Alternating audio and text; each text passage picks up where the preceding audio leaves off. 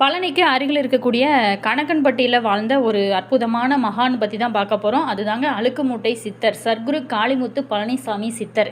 இவர் சாய்பாபாவோட மறு அவதாரமாக கருதப்படக்கூடிய ஒரு சக்தி வாய்ந்த சித்தர். இவர் வாழும்போதே பல்வேறான அதிசயங்களை நிகழ்த்தி மக்களோட மனக்குழப்பங்களையும் தீர்த்து வாழ்க்கையில் நல்ல ஒரு முன்னேற்றத்தை கொடுக்கக்கூடிய அற்புதம் நிறைந்த கணக்கன்பட்டி சித்தர் ஐயாவோட மகிமைகளையும் அவர் வாழ்ந்த காலத்தில் நிகழ்த்திய அதிசயத்தையும் இவர் ஜீவ சமாதி அடைந்ததுக்கப்புறம் நிகழ்த்தக்கூடிய அற்புதத்தையும் நம்ம விரிவாக பார்க்க போகிறோம். அதே நேரத்தில் இந்த அமாவாசை மற்றும் பௌர்ணமி நாளில் இந்த ஆலயத்தில் ரொம்ப சிறப்பாக பூஜைகள் நடைபெறும். இதில் கலந்து கொண்டோம் அப்படின்னா நிச்சயமாக நம்மளுடைய தலையெழுத்தை மாற்றக்கூடிய ஒரு சக்தி வாய்ந்த அதிர்வலைகள் நம்மளால் உணர முடியும். இவர் ஜீவ சமாதி பழனியில் இருக்கக்கூடிய ரொம்பவும் பிரசித்தி பெற்ற ஒரு தலமாக இந்த கணக்கன்பட்டி சித்தர் ஐயாவோட மகிமைகள் இருக்குது. இந்த கணக்கன்பட்டி சித்தர் ஐயாவோட மகிமைகளை நம்ம விரிவாக பார்க்க போகிறோம். இவர் பார்த்திங்களா மனிதரோடு மனிதராக வாழ்ந்து பல்வேறோட வாழ்க்கையில் பல்வேறான அதிசயங்களை நிகழ்த்திய அற்புதமான கணக்கன்பட்டி சித்தர் ஐயா. பார்த்திங்களா, இவர் தமிழ்நாட்டில் இருக்கக்கூடிய ரொம்பவும் பிரசித்தி பெற்ற கோவில்களில் ஒன்று தான் முருகன் கோவில். இது பார்த்திங்களா இந்த அறுபடை முருகன் கோவிலில் பழனிமலை, இந்த பழனிமலைக்கு அருகில் இருக்கக்கூடிய ஊர் தான் கணக்கன்பட்டி. மேலுமே இந்த ஊரில் மனிதரோடு மனிதராக வாழ்ந்து பலவேறான வாழ்க்கையில் பல பிரச்சனைகளை தீர்க்கக்கூடிய இந்த சித்தர் ஐயா பற்றி தான் இந்த பதிவின் மூலமாக நம்ம பார்க்க போகிறோம். இது பார்த்திங்களா இது எங்கே இருக்குது அப்படின்னா பழனியிலிருந்து ஒரு 8 கிலோமீட்டர் தொலைவில் தான் இந்த ஆலயமானது அமைஞ்சிருக்கு. இந்த ஆலயத்திற்கு சென்றாலே நிச்சயமாக ஒரு நல்ல அதிர்வலைகளை உணர முடியும். அதுவும் இந்த அமாவாசை பூஜையில் கலந்து கொண்டோம் அப்படின்னா நல்ல ஒரு திருப்பு முனை ஏற்படும் நம்மளுடைய வாழ்க்கையில். இவர் தன்னுடைய வாழ்க்கையை பொது வாழ்வில் அர்ப்பணித்து கொண்டு அவர் தினமுமே கடவுளுக்காக பணியாற்றுவார். இவருடைய உடல் முழுவதுமே எப்போவுமே பார்த்திங்கன்னா பச்சை நிறம் கொண்ட சட்டை மற்றும் ஒரு அழுக்கான வேட்டியை மட்டுமே இவர் அணிந்திருப்பார். அது மட்டும் இல்லாமல் இவர் ஒரு பெரிய மூட்டையை எப்போதுமே அவருடைய கையில் வைத்தே இருப்பார். இது ஏன் அப்படி வைத்திருப்பார் அப்படின்னா அவர் நம்மளுடைய கஷ்டங்களையும் நம்மளுடைய பாவங்கள் அனைத்துமே இவர் தூக்கி சுமப்பதான் ஐதீகம். அதனை எங்கே போனாலுமே அதை தூக்கி கொண்டு தான் போவாராம். அந்த மூட்டையை யாராவது தொட வந்தாங்க அப்படின்னா அது ரொம்பவும் கோபமாக கத்தி அவங்கள விரட்டி விடுவாராம். கடவுளோட அனுகிரகத்தினால பல்வேறு வகையான அற்புதங்கள் நிகழ்த்தி பிறகு ஜீவ சமாதியும் அடைந்து விட்டார். இது பழனியிலிருந்து திண்டுக்கல் செல்லக்கூடிய மாநில நெடுஞ்சாலையில் பழனியிலிருந்து சுமார் 8 கிலோமீட்டர் தொலைவில் தான் இந்த ஆலயம் அமைஞ்சிருக்கு. இதை பொறுத்த வரைக்குமே திண்டுக்கல் மாவட்டம் பழனி தாலுகா உள்ளிட்ட கணக்கன்பட்டி கிராமத்தில் அழுக்குமூட்டை சித்தர் சமாதியானது அமைந்து இருக்கு. இங்கு அவருடைய பக்தர்கள் அவருக்காக ஆலயம் அமைச்சு வழிபட்டு வராங்க. மேலுமே இவரை தரிசிக்க ஆரம்ப காலத்தில் ஆயிரக்கணக்கான பக்தர்கள் அங்கே வந்து செல்வது வழக்கமாக இருக்காங்க. ஆனால் இப்போ இருக்கிற காலகட்டத்தில் நிறைய கூட்டமானது வந்து கொண்டு இருக்குது. காலையில் 6 மணி முதல் மதியம் 1 மணி வரைக்கும், மாலை 4 முதல் இரவு 8 மணி வரைக்குமே, காலை 7 மணிக்கு சிறப்பு மண்டல பூஜைகள் நடைபெறும். அந்த பூஜையில் கலந்து கொண்டாலே நிச்சயமாக நல்ல ஒரு திருப்பம் ஏற்படும். இந்த கணக்கன்பட்டி சித்தர் பார்த்திங்களா எந்த நேரமே அவர் வாழும் காலத்தில் ஒரு பரட்டை தலையுடனும் அதற்கு மேலே ஒரு துண்டை வைத்து தலப்பாக கட்டியிருப்பாராம். இவர் பழனியில் இருக்கக்கூடிய அனைத்து கோவில்களையும் சுற்றி வருவாராம். ஆரம்பத்தில் இவரை பார்த்த நிறைய பொதுமக்கள் பார்த்திங்களா இவர் ஒரு பைத்தியம் அப்படின்னு சொல்லி கல்லால் அடித்து விரட்டிய சம்பவமும் நடந்திருக்கான். இவர் அழுக்கு மூட்டையை எப்போதுமே கையில் வைத்து சுற்றி திருவதனால இவரை பழனி சுற்று வட்டாரத்தில் இருக்கிற அந்த ஊர் மக்கள் அனைவருமே இவரை மூட்டை சாமி அப்படின்னு சொல்லி அழைக்க ஆரம்பிச்சிட்டாங்க. பழனியில் 2 பெரிய மலைகள் இருக்குது. அதில் ஒன்று தான் பழனி முருகன் கோவில், மற்றொன்று இடும்பன் கோவில்.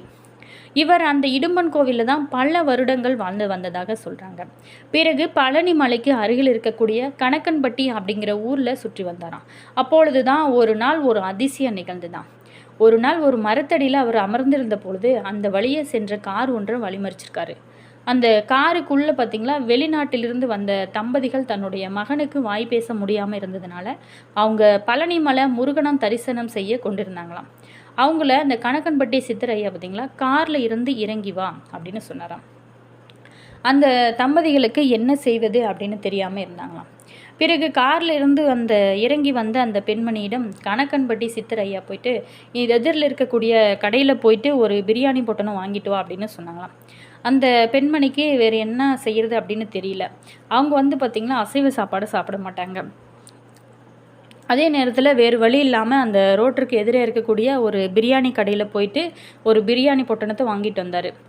இதில் என்ன ஆச்சரியம் அப்படின்னா அந்த பெண்மணி மற்றும் அவங்களோட குடும்பத்தில் ஒரு சைவ சாப்பாடு மட்டும்தான் சாப்பிடுவாங்க. அந்த பெண்மணிக்கு பார்த்திங்களா அந்த பிரியாணி சுவையானது பிடிக்காமல் இருந்ததுனால மூக்கை பிடிச்சு கொண்டு அந்த பிரியாணியை வாங்கிட்டு வந்தாங்க. அந்த வாங்கிட்டு வந்த அந்த பிரியாணி பொட்டணத்தை கணக்கன்பட்டி சித்தர் வந்து இந்த பிரியாணியை உன்னோட மகனுக்கு கொடு அப்படின்னு சொல்லியிருக்காரு. அந்த பெண்மணியும் ஒரு தடுமாற்றத்தோட ஒரு தயக்கத்தோட அந்த வாங்கி வந்த அந்த சாப்பாட்டை பிரித்து பார்த்த பொழுது திடீர்னு ஒரு ஆச்சரியம். என்ன அப்படின்னா, அந்த பெண்மணி வாங்கி வந்ததோ பிரியாணி பொட்டணும், ஆனால் அதில் இருந்ததோ சாம்பார் சாதமாக மாறி இருந்துதான். இதுக்கெல்லாம் ஒரு ஆச்சரியமாக அந்த பெண்மணி வந்து அதை பார்த்து யோசிச்சுட்டு இருக்கும்போது திடீர்னு அந்த வழியை வந்து திடீர்னு அந்த அம்மாவை நோக்கி ஒரு வண்டி வந்திருக்கு. இதை பார்த்துட்டு அந்த வாய் பேச முடியாதுன்னு இல்லையா, அந்த பையன் வந்துட்டு அம்மா வண்டி வருது ஓரமாக வாங்க அப்படின்னு சொல்லிட்டு பயங்கரமாக சத்தமாக கத்த ஆரம்பிச்சிட்டான். இதை பார்த்து அந்த பெண்மணிக்கு பார்த்திங்களா ஒரே மகிழ்ச்சி. நம்ம என்னடா திடீர்னு வாய் பேச முடியாத இருந்த நம்மளுடைய பையன் திடீர்னு வாய் பேசுகிறான், நம்ம பிரியாணி பொட்டணும் வாங்கிட்டு வந்தோம், அது பார்த்திங்களா சாம்பார் சாதமாக மாறி இருந்துச்சு. இதையெல்லாம் ஒரு பார்த்து ஆச்சரியம் அடைந்த அந்த பெண்மணி அவருடைய குடும்பத்தில் இருக்கக்கூடிய அனைவருமே அந்த கணக்கன்பட்டி சித்தர் ஐயாவோட காலில் விழுந்து வணங்கிவிட்டு அவங்க மறுபடியும் பார்த்திங்களா அவங்களுடைய ஊருக்கு போயிருக்காரு.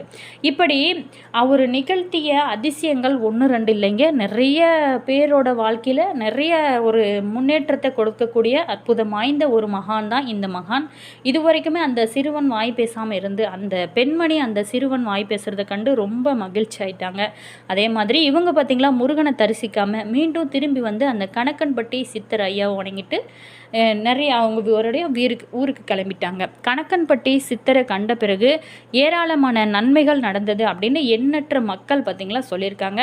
அதே மாதிரி என்னுடைய அனுபவத்திலையும் சொல்கிறோம், இந்த கணக்கன்பட்டி சித்தர் ஐயாவோட கோவிலுக்கு சென்று வந்தீங்க அப்படின்னா நல்ல அதிர்வலைகள் உணர முடியுது. அதே நேரத்தில் தொழிலில் வளர்ச்சி ஆகலை, அதே மாதிரி திருமண தடைப்பட்டு கொண்டே இருக்குது, இதுக்கெல்லாம் என்ன செய்கிறது அப்படின்னு நினைக்கிறவங்க கண்டிப்பாக இந்த கணக்கன்பட்டி சித்தர் ஐயா ஆலயத்திற்கு போயிட்டு வாங்க. கண்டிப்பாக நல்ல ஒரு திருப்பம் உங்களோட வாழ்க்கையில் ஏற்படும். அது மட்டும் இல்லாமல் இது மட்டுங்களா ஒரு தொடர்ந்து ஒரு 5 அல்லது ஒரு 6 மாதத்திற்கு நீங்கள் தொடர்ந்து அமாவாசை பௌர்ணமி பூஜையில் கலந்து கொண்டீங்க அப்படின்னா நிச்சயமாக உங்களால் நல்ல ஒரு முன்னேற்றத்தை சந்திக்க முடியும். அதே நேரத்தில் முழு நம்பிக்கையோடு போனீங்க அப்படின்னா மட்டும்தான் நீங்கள் நினைத்தது எல்லாமே நடக்க இது ஒரு அற்புதமான வாய்ப்பாக இருக்கும். இந்த கணக்கன்பட்டி அழுக்குமூட்டை சித்தர் பார்த்திங்களா பழனி அருகே வாழ்ந்த ஒரு அற்புதமான மகான். பக்தர்களோட துன்பங்களை நீக்கி பேச முடியாதவரை பேச வைத்தல், இறந்தவரை உயிர்ப்பித்தல் போன்ற பல அற்புதங்களையும் அதிசயங்களும் நிகழ்த்திருக்கிறாரு. முருகரோட அம்சமாக கருதப்படக்கூடிய இவர் திட்டி இவர் அருள்வாக்கு சொல்வார் மூலம் பக்தர்களோட கஷ்டங்களை தீர்த்து தடைகளை தகர்த்துவதாக நம்பப்படுது. அதே நேரத்தில் இது பார்த்திங்களா பேச முடியாத ஒரு சிறுவனை வாய் பேச வச்சிருக்காரு. பக்தர்களை விரட்டி எப்போதுமே ஒரு சூட்சமான முறையில் அருள்வாக்கு இவர் சொல்லுவாராம். கடுமையான வார்த்தைகளால் அருள்வாக்கு சொல்வாராம். அது இவங்களோட நன்மைக்காகவே இருக்கும் அப்படின்னு சொல்கிறாங்க. அதே நேரத்தில் ஆரம்ப காலத்தில் தன்னை காண வந்த பக்தர்கள் கொடுத்த புதிய உடைகளை ஏற்க மறுத்து அவர் அவங்கள அடித்து விரட்டிருக்காராம். இது அவர் உலகை பற்ற வெறுக்கத்தை காட்டுகிறது அப்படின்னு சொல்கிறாங்க. மேலுமே இவர் பொறுத்த வரைக்குமே இந்த சித்தர் கணக்கன்பட்டி சித்தர் ஆலயத்திற்கு சென்றாலே ஒரு விதமான புதிய உணர்வுகள் கூடிய தெய்வீக ஒரு தன்மையானது ஏற்படும் அப்படின்னு சொல்கிறாங்க. அதே மாதிரி இந்த ஆலயத்துக்கு சென்றாலே நிச்சயமாக உங்களோட வாழ்க்கையில் திருப்பம் கிடைக்கும். அதே மாதிரி இவர் பார்த்திங்களா ஒரு அற்புதமான வழிகாட்டுதலாக இருக்கக்கூடிய ஒரு கடவுளாக இருக்கார். ஆரம்ப காலத்தில் தன்னை காண வந்தவங்க கொடுத்த புதிய உதைகளையுமே ஏற்க மறுத்திருக்காரு.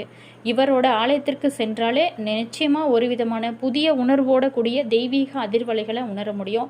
இவர் அழுக்குமுட்டை சித்தர் அப்படின்னு அழைக்கப்படுறாரு. இவரோட ஜீவ சமாதி பழனி அருகில் இருக்கக்கூடிய கணக்கன்பட்டியில் தான் அமைஞ்சிருக்கு. இவரை வழிபடுவது இக்கட்டான சூழ்நிலையிலிருந்து நம்மை காக்கக்கூடிய ஒரு அற்புதமான வழிபாடாக இருக்கும். எத்தனையோ தெய்வங்களுக்கு நம்ம எத்தனையோ வேண்டுதல் வைத்து நம்ம வழிபாடுகள் செய்வோம். ஆனால் இந்த ஆலயத்திற்கு சென்று நீங்கள் அங்கே போகும்போது கண்டிப்பாக உங்களால் முடிந்த அளவு பூக்கள் வாங்கிட்டு போங்க. அந்த கணக்கன்பட்டி சித்தர் ஐயாவோட ஜீவ சமாதிக்கு போடுறது ரொம்ப ரொம்ப நல்லது. அதே மாதிரி அந்த ஆலயத்திற்கு போகும்போது கண்டிப்பாக நீங்கள் உங்களுடைய முழு நம்பிக்கையோடு நீங்கள் போனீங்க அப்படின்னா நிச்சயமாக நீங்கள் நினைத்தது எல்லாமே நடக்க இவர் பார்த்திங்களா வழிகாட்டக்கூடிய அற்புதமான ஒரு அற்புதமான மகான் தான் இந்த கணக்கன்பட்டி சித்தர் ஐயா. என்னுடைய வாழ்க்கையிலுமே பல திருப்பங்களை தந்திருக்காரு. அதே நேரத்தில் இந்த கணக்கன்பட்டி போகும்போது கண்டிப்பாக உங்களால் முடிந்த அளவுக்கு நீங்கள் பூக்களை வாங்கிட்டு போங்க, ரொம்ப ரொம்ப நல்லது.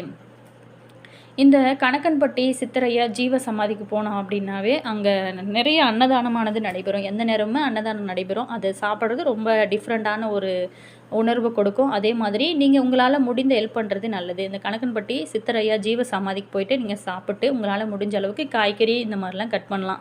ஏன் நல்லது அப்படின்னா, நம்ம கட் பண்ணக்கூடிய அந்த காய்கறி ஆகட்டும், ஏதாவது வேலை செய்கிறதாகட்டும், அது எல்லாமே இந்த கணக்கன்பட்டி சித்தர் ஐயாவுக்கு பார்த்திங்களா, அந்த நம்ம கட் பண்ண இல்லைங்களா, அந்த சமையலை தான் சமைச்சு கணக்கன்பட்டி சித்தர் ஐயாவுக்கு படிப்பாங்க. இது நமக்கு பல புண்ணியங்களை நம்மளோட வாழ்க்கையில் கொடுக்கும். முழு நம்பிக்கையோடு, முழு இறை நம்பிக்கையோடு நீங்கள் போயிட்டு கணக்கன்பட்டி சித்தர் ஐயா ஆலயத்திற்கு போயிட்டு வாங்க. நல்ல ஒரு திருப்பம் நிச்சயமாக உங்களோட வாழ்க்கையில் ஏற்படும். அதே மாதிரி உங்களுக்கு கணக்கன்பட்டி பிடிக்கும் அப்படின்னா, ஓம் சர்க்குருவே காளிமுத்து கணக்கன்பட்டி சித்தரே போற்றி அப்படிங்கிற மந்திரத்தை மறக்காமல் கமெண்ட்ஸில் சொல்லுங்கள். அதே மாதிரி நீங்கள் கணக்கன்பட்டி போயிருக்கீங்களா, உங்களுடைய அனுபவங்கள் என்ன அப்படிங்கிறத மறக்காமல் எங்களுடைய கமெண்ட் பாக்ஸ் செக்ஷனில் பதிவு பண்ணுங்கள். உங்களுக்கு கணக்கன்பட்டி சித்தர் ஐயா ஆலயத்திற்கு சென்று உங்களுடைய வாழ்க்கையில் திருப்பம் ஏதாவது ஏற்பட்டிருக்கா அப்படிங்கிறத மறக்காமல் கமெண்ட்ஸில் சொல்லுங்கள். All yours. தேங்க்யூ.